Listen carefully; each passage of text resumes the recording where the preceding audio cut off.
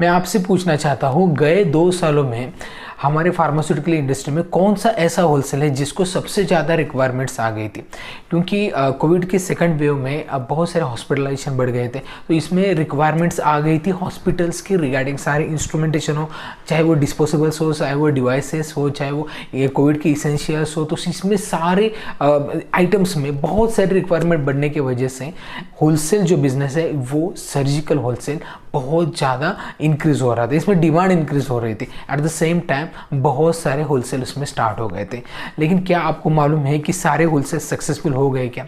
तो ऐसा बिल्कुल नहीं है। बहुत सारे होलसेल शुरू हो गए, बंद भी हो गए, और अब कोई स्ट्रगल करने में लगे, मतलब इतना ग्रो नहीं कर पाए जितना उन्होंने सोचा था। तो इसमें क्या आपको चेंजेस लाने की ज़रूरत है? तो कुछ चैलेंजेस है आज कोविड-19 के बाद भी, अगर आप करना चाहते हैं तो ये चैलेंजेस को आपको भी फेस करना पड़ेगा। तो आज इस वीडियो में मैं आपको बताऊंगा कि वो कौन कौन से चैलेंजेस है सर्जिकल होलसेल स्टार्ट करने से पहले जो आपको आपके दिमाग में रखने हैं कि ये चैलेंज डेफिनेटली आने वाले हैं। सो इसके अकॉर्डिंगली आप प्लान करेंगे तो डेफिनेटली एक अच्छा बिजनेस सेटअप आप ग्रो कर पाएंगे। नमस्ते दोस्तों, मैं आपका दोस्त अमित, आप सबका मेरे YouTube channel things by Amit में हार्दिक स्वागत। तो सबसे पहला है इन्वेंट्री मैनेजमेंट। अब शुरुआत की ना आपने, सर्जिकल होलसेल आपने स्टार्ट कर लिया, तो आपको कौन से आइटम्स रखने हैं ये पहले मालूम होना चाहिए। क्योंकि क्या है कि अभी बहुत सारे रेंजेस चेंज हो गए कि आपने सिर्फ डिस्पोजेबल रख लिया, उसमें स्टार्ट कर लिए तो होता नहीं है। पेरेंटल्स रख लिए, उसमें स्टार्ट कर लिया, तो आपको पेरेंटल रखने हैं, डिस्पोजेबल रखने हैं, डिवाइसेस भी रखने हैं,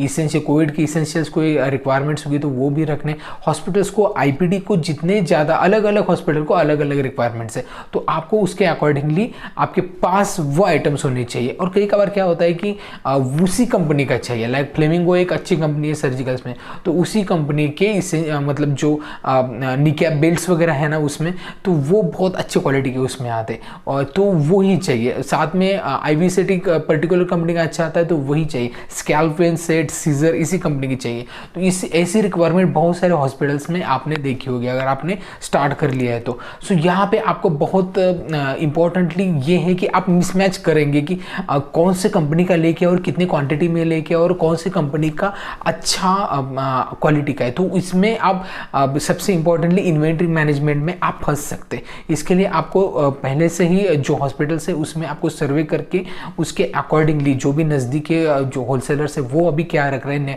नियर बाय अभी ट्रेंड्स क्या चल रहे हैं, उसके अकॉर्डिंग एक कंपनी बहुत सारे प्रोडक्ट्स बना सकती है। एक मैन्युफैक्चरिंग कंपनी अगर उनके वैरायटी ऑफ प्रोडक्ट्स है तो आप वो रख सकते हैं, क्योंकि कई बार कुछ कंपनी एक पर्टिकुलर सेगमेंट में ही अच्छी होती है।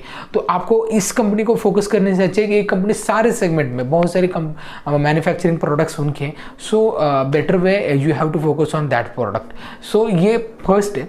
नेक्स्ट है रेट कंपटीशन। अब देखिए शुरुआत आपने कर ली ना, तो ऐसा नहीं है कि आपको एक कंपनी का अच्छा रेट मिलेगा, ऐसा नहीं है। आप डायरेक्ट डिस्ट्रीब्यूटर नहीं बन सकते, यहाँ पे आपको ट्रेड कटिंग में काम करना होगा। अगर ट्रेड कटिंग में आपने स्टार्ट कर लिया तो आपको जो मार्जिन है वो थोड़ा सा कम आ जाएगा, राइट।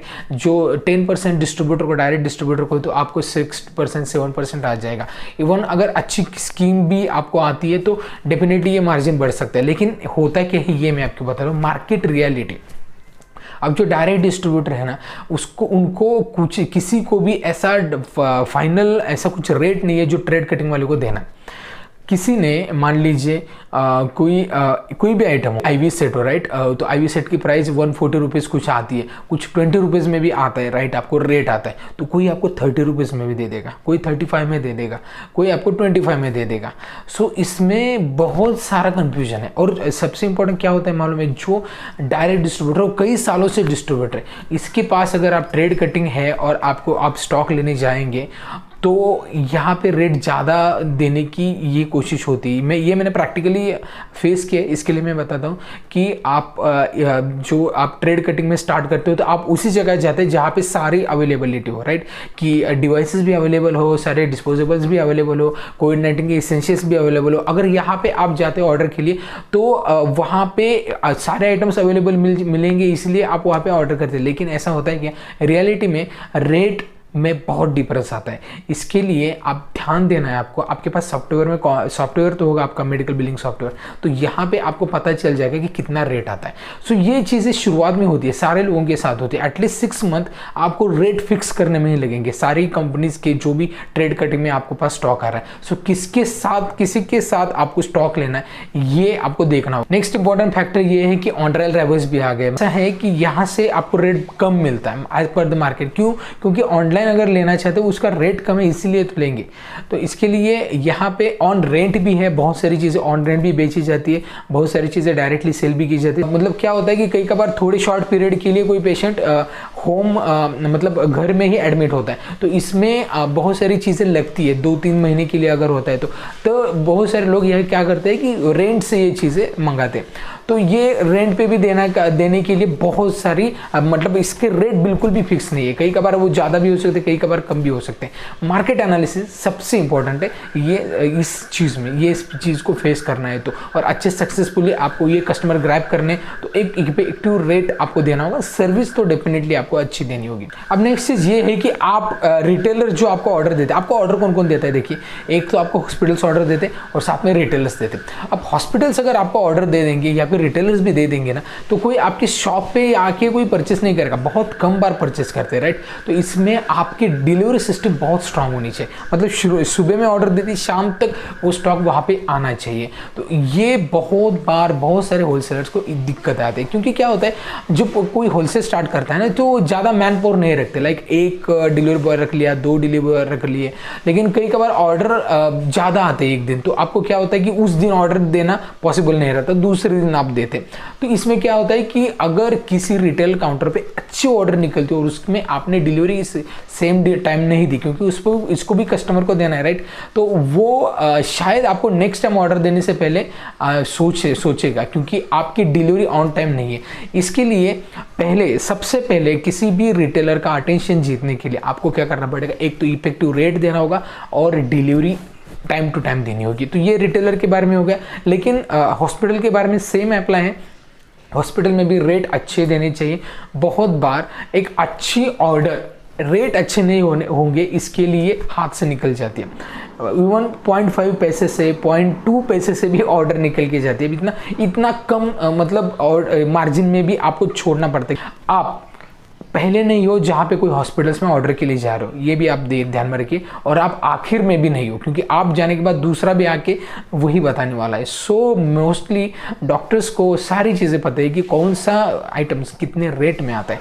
सो इफेक्टिवली रेट आप बनाइए, सर्विसेस अच्छी दीजिए, डेफिनेटली आपका सेल बढ़ जाएगा यहाँ पे। साथ में नेक्स्ट चैलेंज ये है कि आपकी टीम को आप मैनेज करना।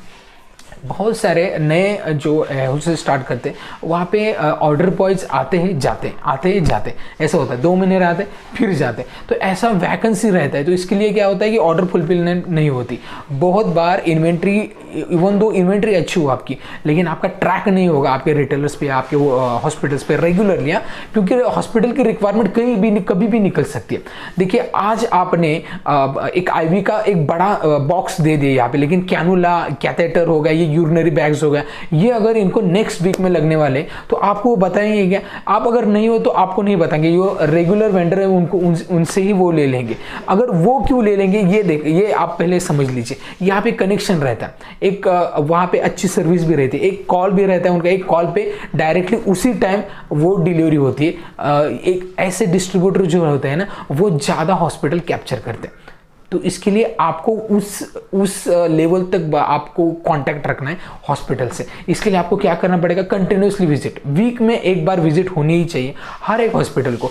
इसलिए आप कम हॉस्पिटल रखे शुरुआत में, लेकिन आपको वो हॉस्पिटल्स कवर ही करने, तभी आपका सेल अच्छा होगा। टू अप्लाई टूर प्लान, जैसे मेडिकल रिप्रेजेंटेटिव का टूर प्लान होता है, वैसे आपका भी होना चाहिए। आपके डिलीवरी बॉयज को एक अच्छी सिस्टम दीजिए, कौन से मेडिकल स्टोर में या फिर कौन से एरिया में कब जाना है, कब ऑर्डर निकलनी है, कितने दिनों में जाना है, और सारे प्रोडक्ट्स के पूरे डिटेल्स को दीजिए। ट्रेन कीजिए टीम को, और टीम का ट्रैक भी रखिए, मतलब कब जाता है कि नहीं, इफेक्टिव रेट लेके आता है कि नहीं, ये सारी चीज़ें इंपॉर्टेंटली फोकस की। अगर आप गवर्नमेंट टेंडर्स के लिए भी देख रहे हैं तो इनिशियल लेवल पे गवर्नमेंट टेंडर्स मिलना थोड़ा मुश्किल होता है। मोस्टली गवर्नमेंट टेंडर्स किसको मिलते हैं?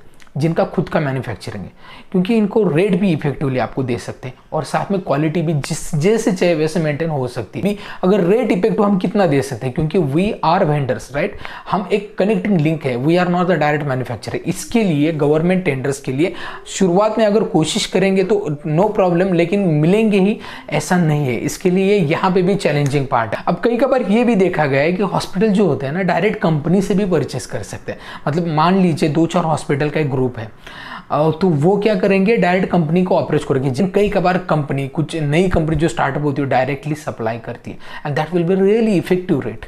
सो यहाँ पे आप कॉम्पीट नहीं कर सकते उस रेट को, तो ये एक चैलेंजिंग पार्ट है। अब मैं सबसे इंपॉर्टेंट चैलेंजिंग पार्ट बताऊंगा, तो वो है क्रेडिट। आपको directly from day 1 cell start हो जाएगा, लेकिन यहाँ पे आपको कैश ही मिलेगा क्या, ऐसा नहीं है। आपका एक पार्ट देखिए इसका। एक तो आपने हॉस्पिटल्स की कोई भी ऑर्डर ली, 1 लाख की ऑर्डर है, मंथली ऑर्डर 1 लाख की है, तो उसका पेमेंट डायरेक्टली 1 लाख आएगा क्या, वो भी मालूम नहीं रहता। 45 डेज की आपको साइड देनी पड़ती है। उसके बाद कई कबार हॉस्पिटल्स क्या करते हैं, पार्ट पेमेंट करते हैं, लाइक 50,000 अभी, बाद में 50,000, तो आपका पैसा स्टक हो सकता है। रिटेलर्स का भी ऐसा ही है, रिटेलर्स भी डायरेक्टली पेमेंट उसी टाइम नहीं करते, वो टाइम लगता है। सो इसमें क्या होता है कि आपको कंटिन्यूसली फॉलोअप लेना पड़ता है। ऐसा नहीं कि आपने कॉल कर लिया 2 मिनट में पेमेंट चेक रेडी है, ऐसा नहीं है। उसमें 1 वीक आपको कंटिन्यूसली फॉलोअप लेना पड़ता है। इसके लिए भी बहुत ही इंपॉर्टेंट ये है कि आपके रोलिंग मनी होता है ना, वो रोलिंग मनी होना चाहिए। क्योंकि क्या होता है कि पैसा एक बार स्टक हो गया ना, तो बिजनेस स्टक होता है। इसके लिए मार्केट में जितना अमाउंट है वो रोल आउट होने में थोड़ा टाइम लगता है। मान लीजिए आपने 1 लाख का, मैंने जैसे बताया कि हॉस्पिटल में है, उसी तरीके से बहुत सारे हॉस्पिटल्स में 10 हॉस्पिटल्स में आपका 1 लाख रुपये स्टक हो गया, वो 10 लाख निकलने में कम से कम 3-3.5 महीने लग जाएंगे। तब तक आपको दूसरा पैसा यहाँ पे लगाना होगा, वो पैसा आने के बाद फिर वो रोलिंग हो जाएगा। तो इसके लिए आपको 3 मंथ्स या 6 मंथ पकड़िए, सेफ वे आपके पास रोलिंग मनी होना चाहिए। जितना आप इस हर मंथली कमा रहे, उसमें 6 मंथ का पैसा आपके पास पहले ही थोड़ा सा होना चाहिए बैंक में। इसके लिए आप एक काम कर सकते हैं कि बैंक में कैश क्रेडिट का लोन होता है राइट, तो उस तरीके से लोन निकाल सकते हैं। वो क्या लोन होता है कि निकाल लिए, निकालने के बाद आप थोड़े दिन के बाद भर सकते हैं। मतलब मान लीजिए 10 लाख का लोन निकालिए और 1 लाख ही आपने निकाला, तो वो 1 लाख पे ही इंटरेस्ट लगता है। इसके लिए वो 1 लाख निकालने आ गए, फिर मार्केट से आने के बाद फिर वहाँ पे डिपॉजिट करना है। सो अकॉर्डिंगली आप एक अच्छा क्रेडिट भी मेंटेन कर पाओगे और साथ में क्या होगा कि आपकी एक बिजनेस अच्छी तरीके से मूव हो जाएगी। अब नेक्स्ट ये है कि कस्टमर रिलेशनशिप मैनेजमेंट, ये सबसे इंपॉर्टेंट है हर एक बिजनेस में। सो यहाँ पे भी इंपॉर्टेंट है। आपको क्या करना है, आपको आपके डॉक्टर से कनेक्शन अच्छा रखना है, चाहे वो कितनी भी ऑर्डर दे, महीने में 1,000-2,000 के ऑर्डर दे, लेकिन एक टाइम ऐसा आता है जहाँ पे उसकी रिक्वायरमेंट ज़्यादा होती है, लेकिन वो तब ये सोचता है कि जिसने मुझे सर्विस अच्छी दी, जिसने मुझे अच्छे रेट्स दिए, जिनका कोऑपरेशन अच्छा है, बोलने का तरीका अच्छा है, सो यही उसकी फर्स्ट चॉइस होगी। तो आपको वो मेंटेन करनी है। साथ में रिटेलर्स के साथ भी इस तरीके से ही आपको बर्ताव करना है। चाहे वो रिटेलर हॉस्पिटल्स में हो या रोड काउंटर में हो, तो उसके अकॉर्डिंगली हर एक की कैपेसिटी होती है राइट, सर्जिकल की जो आइटम जाते हैं राइट, कि अगर रोड के काउंटर हो तो वहाँ पे ज़्यादा आईपीडी के मेडिसिन, पेरेंटल प्रिपरेशन हो या डिवाइसेस हो, वो नहीं रखेगा।